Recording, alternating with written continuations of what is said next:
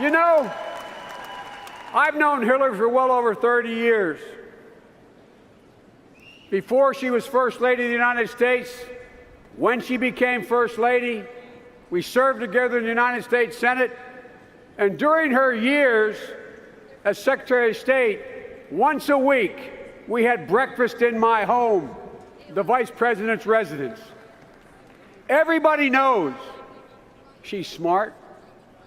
Everybody knows she's tough. But I know what she's passionate about. I know Hillary. Hillary understands. America's never been about what one person says he'll do for us. It's about what can be achieved by us together through the hard and slow and sometimes frustrating, but ultimately enduring work of self-government. And that's what Hillary Clinton understands. She knows that this is a big, diverse country. She has seen it. She's traveled. She's talked to folks. And she understands that most issues are rarely black and white. She understands that even when you're 100% right, getting things done requires compromise. That democracy doesn't work if we constantly demonize each other. She knows that for progress to happen, we have to listen to each other.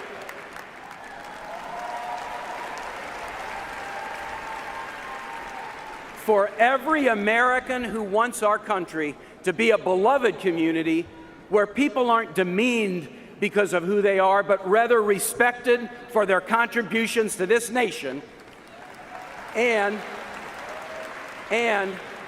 for all of us who know that the brightest future for our country is the one that we build together, and for my friend Hillary Clinton, I humbly accept my party's nomination to be Vice President of the United States. Thank you. Hey everybody, we are here with Ms. Neal, and she used to be the former president of NOW. You are now currently with what organization? Feminist Majority. And we have a large campus program and a large high school. Now you have to be beaming that we are on the brink of possibly having our first female president. It's been a long time coming. Well, I have worked on this issue for 45 years. And a lot of people of this generation may not remember the late great Geraldine Ferraro, who really helped open up the doors also on a national level for the possibility. Talk about how different the conversation is. I mean, some things are still like, is she qualified because she's a woman? They're not asking that question. They know that Hillary is more qualified than anybody else would. They know that women are more qualified by doing those jobs than anybody else. It's a total different thing. 20% cut, she should be quiet. And I believe not only will she win, that a lot of women will win, that are new women. And I hope we go to 25% as we keep on climbing. But the most important thing is she'll be a role model for young women.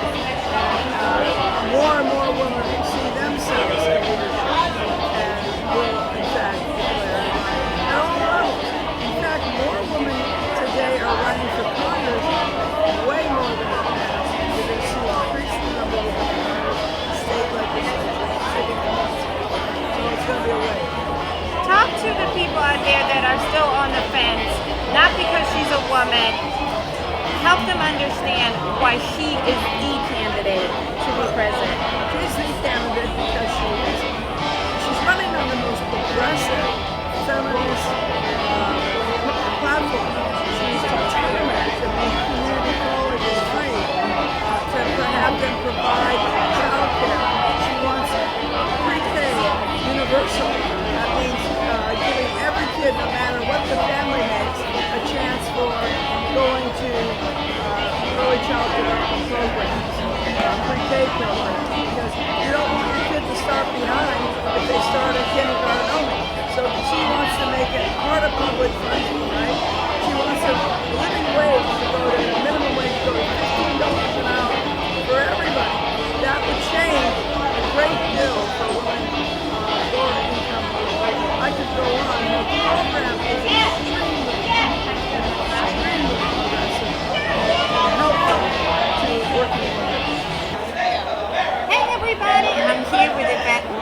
She is the former Maryland Democratic Party chair. Ms. Lewis, thank you and welcome to Philadelphia. Thanks for having me. I'm having a lot of fun here. Good. I mean, I'm glad everybody's having a good time. Let everybody know how nicely we treated you. And speak a little bit about why you came to the convention and what your involvement is. Well, I'm the former chair of the Maryland Democratic Party, but I'm also the DNC National Committee woman for my state now. I was just recently elected, and I'm a superdelegate. So I am here as a voting delegate, and I'm excited to be here because I think that we Democrats are showing once again that we are in line to make that our indisputable mark on history. We did it once in 2008 by electing the first African-American president, and now we are going to do the same when we elect the first woman president. And it just makes me feel so proud to be part of a party that is so inclusive, that recognizes that our diversity is our strength. And so I really wanted to be here to be a part of history, and to know that there are babies that are born this day forward that will never know anything but an African American and a woman president. That is the most beautiful sentiment I can think of. Isn't that amazing? Yes. I was just telling someone that's my daughter's rally. Yes. She doesn't. It's President Obama and forward. Talk a little bit about the importance of especially African American women. We need, we always have been the forefront of our families. We continue, as much as we've made progress, too many of us are still the head of a household and carrying the burden of raising a family by themselves. What can we do to help improve those conditions? One of the things we need to do is make sure that we provide them with quality, affordable health care, which is something that President Obama has certainly done with the Affordable Care Act, and to make sure that we have a healthy start for our families. The other thing we need to do is a strong investment in early childhood education, which President Obama and Secretary Clinton certainly advocate. We need to improve our educational infrastructure so that our kids have a head start and they are on equal footing when they go to school immediately. They are ready for school, as some of their counterparts may be when they get to schools. We also want to make sure that there is a decent living wage that mothers are able to earn, especially being single households. It is very important for equal pay for equal work, because there are many instances where we have women, as you know, that are doing the same job, that are not making the same amount of money. And these are all things that I know Secretary Clinton will focus on, because she has a passion about these issues, and she recognizes that there are so many women out there that are responsible for their households. Those are three things that I see that we can do right away, and I know that that is something that she will definitely be working on. Let's talk a little bit about what's been in the news so much is community and policing. How do we take the first steps? Because the underlying thing is that our community dislikes police. But there is, we have to take ownership, and not just us, but I mean the other side, the police department, that their first introduction to the police is not a positive one. It's not, hi, I'm Officer so-and-so, this is my area, I patrol here if you need us. It's hands on the ground, get out of the car, even at ages as young as 10 and 12 years old. So how do we improve the relationship between community and police? I'll tell you something that I did personally in my community through our church. We organized community and police ice cream socials, where officers would come into the community and we would do community picnics, community socials, where and it was organized through the church.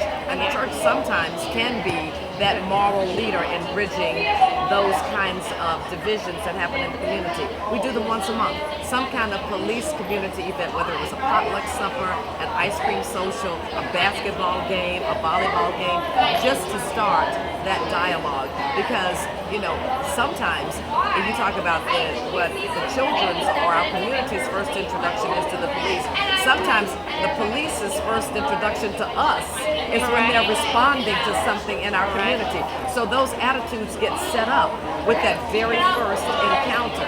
So rather than do that, I would like to see more community police activities that happen on a regular basis, that is just understood, more than just the national night outs. Do you know what I mean? That's just a once a year thing. So, but if it becomes a way of life, that those relationships take place, because when I was growing up, Officer Rudy Torrance, I knew Officer Torrance. He was the police officer at the school, he was the police officer in the community, and we need to have kids who have a name that they look at and say, that's Officer Rudy. But the other thing we need to do is understand that we are in charge of these people that work for us. Yes, ma'am. So that means you go to the voting booth and you vote that police commissioner out. You vote that sheriff out. And you put people in office that are sensitive to our needs and that have a compassion and an understanding for our community. So it works both ways. They have to remember they work for us. Absolutely. Hey everybody, it's Kathy again here at the DNC. Excuse me, I was about to say PNC, that's the bank. We are here with Dr. Williams. Thank you so much for joining us. Thank you for inviting me. Absolutely.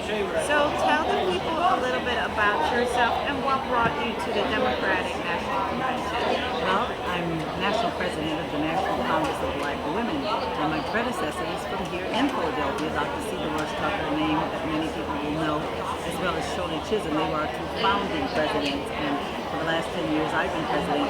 We work for Black women and their families, and that's why we're here at the convention. I know that there was a night, I don't know if this night was the last night where we were talking about children and families. Well, that's our specialty. So I always need to be at these events so that I can know how our organization can be in.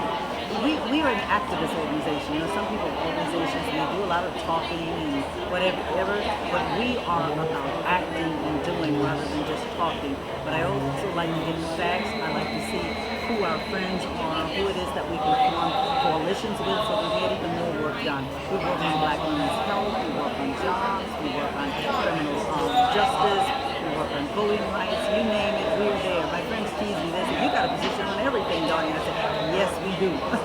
Absolutely. Well, you know, last night we had, unfortunately, right now, we have to talk a little bit about community and policing. And last night, where the mothers on stage who have lost a son and daughters to police violence. And, you know, how do we help our moms? I mean, we have moms out here who are afraid of their children not coming home. Yes, absolutely. Well, two of the women who spoke last night, the women of the movement, are friends. I knew Trayvon Martin's mother, I knew Jordan Davis's mother, and we talked. One of the things in the early days that was important is just to try to give them words of comfort and to let them know that we were with them.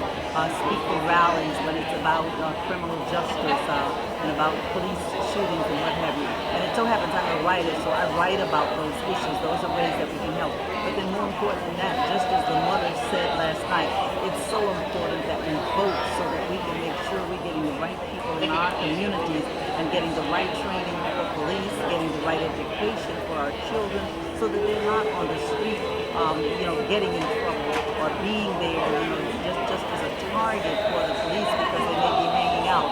So those are the kinds of things we are working on every day of our lives. And then we have interns in our office. We bring some of the people in and we never say no to one because we want them to have mentors. We want them to know that there is a better life and there is someone who supports them. And then again, I think we just have to keep our mothers who have lost their children or are afraid for their children, just sort of keep them in prayer. That's one of the things in our community, that we always do. And I know in the days when after Jordan Davis was murdered, I kept in touch with his mom. I would send her little messages each day. And sometimes we don't understand how these little things will matter, but they do matter for people who have lost their children. But the more important job is for us to work together to try to keep these things from happening. We need to go to the police chief. We need to go to our city council people and insist that they have training so that shooting someone is not the first thing that you do. My brother is a police officer. I have a nephew who's down the Mexico border right now.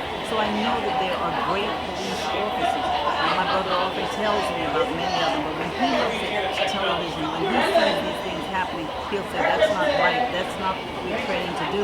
But I'm proud of the fact that my brother was the one who brought to his police department the taser instead of the gun.